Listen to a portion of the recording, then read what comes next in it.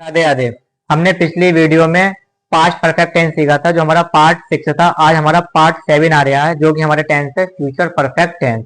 आज हम इसमें जानेंगे कि फ्यूचर परफेक्ट टेंस पहचानते कैसे हैं, उसके एक्टिव का रूल क्या होता है और उसको पैसिव बनाने की विधि क्या होती है। तो हेलो गाइस, देखिए व्हाइट बोर्ड और इसमें मैं समझाता हूँ।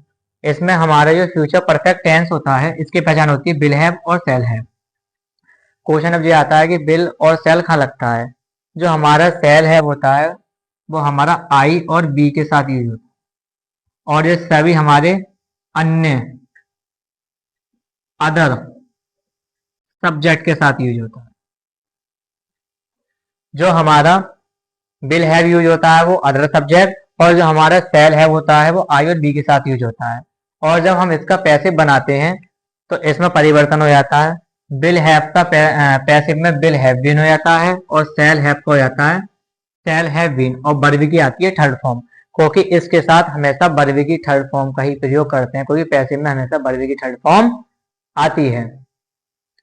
अब इसका जो फ्यूचर परफेक्ट टेंस है हमारा, इसमें जो एक्टिव की विधि होती है वो subject plus will have, shall have plus verb की थर्ड फॉर्म और प्लस ऑब्जेक्ट, जो हमारा इसका एक्टिव होता है। और जब हम इसका पैसिव बनाते हैं तो इसे सबसे पहले हम पीछे से ऑब्जेक्ट को उठाते हैं, ऑब्जेक्ट, फिर विल हैव का विल हैव बीन हो जाता है, और शैल हैव का शैल हैव बीन हो जाता है, और साथ में वर्ब की थर्ड फॉर्म आती है। वही पैसिव में हमेशा वर्ब की थर्ड फॉर्म का ही प्रयोग करते हैं। और साथ में जब सब्जेक्ट को हम इधर लेकर आते हैं तो हम डी वाई लगा देते हैं, और साथ में सब्जेक्ट। तो आपको विधि समझ में आ गई होगी। अब हम इसका एक एग्जाम्पल समझाते हैं, और एग्जाम्पल ध्यान से देखना।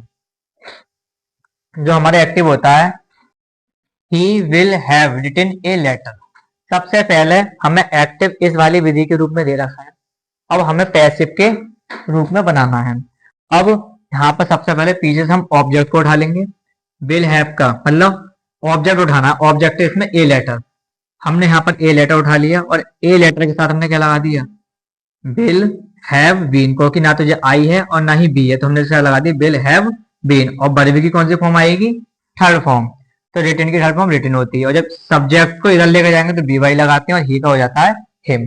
तो गाइस, आपको वीडियो समझ में आ गई हो, और वीडियो अच्छी लगी तो लाइक करें, सब्सक्राइब करें और वीडियो को शेयर करें।